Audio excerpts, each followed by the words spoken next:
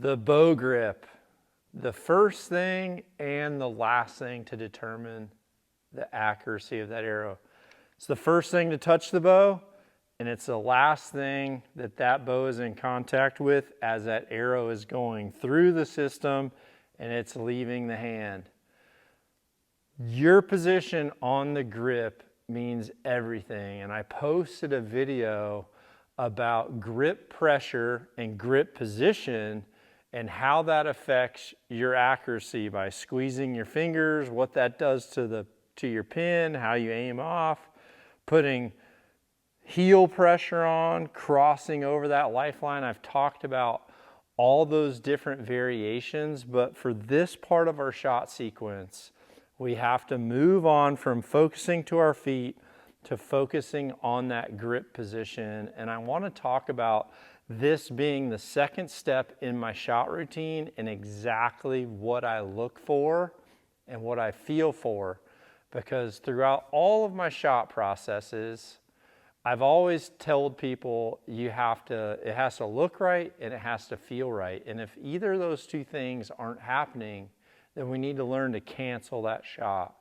So step one was our feet. We got our feet comfortable in the right position and we feel stable, so great. Now the next thing is my eyes will go from looking at my front toe position to then looking at my bow hand and how I address this bow.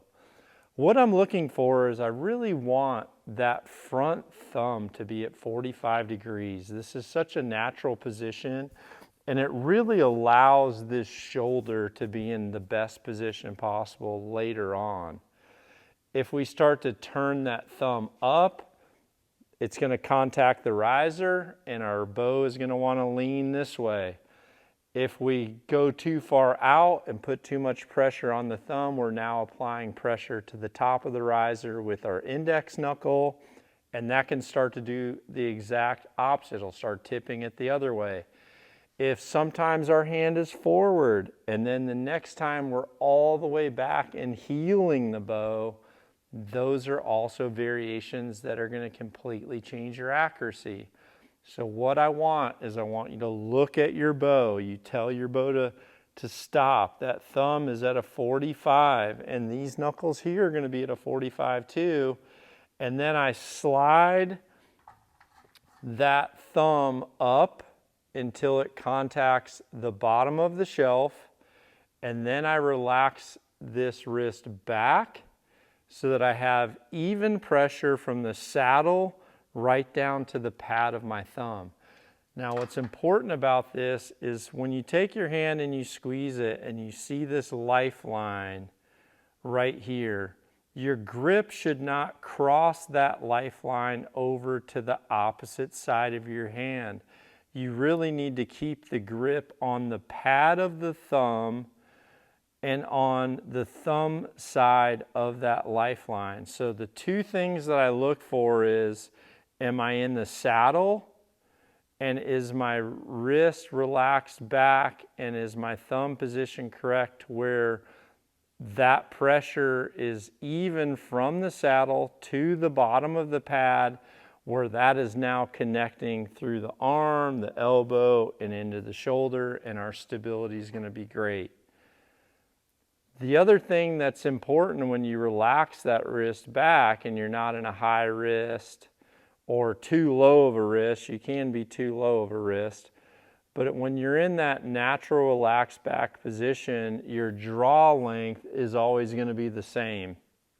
Because if you think about it, we really want our draw length to always feel the same. And if we're high wrist one time, well, now this draw length is going to feel short, so I'm going to end up either going forward to it in this, or I'm going to end up having to bend my arm or bring my elbow or my shoulder up in order to be in this position. So by relaxing that hand back and making sure that pressure is even from the saddle to the pad, now our draw length can be consistent and repeatable every single time. So when I look down, I look for the 45, slide my bow till it hits the bottom of that shelf. I relax that wrist back so I feel the pressure even all the way through.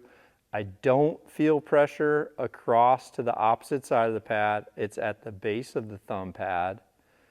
And from there, I can raise that bow and my grip is in that position, and that's where it needs to stay. Don't change your grip into a correct position once you're at full draw. A lot of people grab this bow, they pull back with a lot of tension, and then they try to relax it once they're at full draw. You're already adding torque and you're decreasing accuracy by doing that. The more your grip can stay the same from the beginning of the shot until that arrow clears, the more accurate you are going to be. So to give you a quick rundown of what I want you to work on and what you need to do when it comes to grip position during your shot process. Right here, I'm looking down at my feet, putting my release on the string. Now that I've got this release holding my string, I have a free and relaxed hand to where I can get my thumb angle correct. I can find the saddle, slide up, lean that wrist back onto the pad, and now my grip is exactly how I need it to be. And I can draw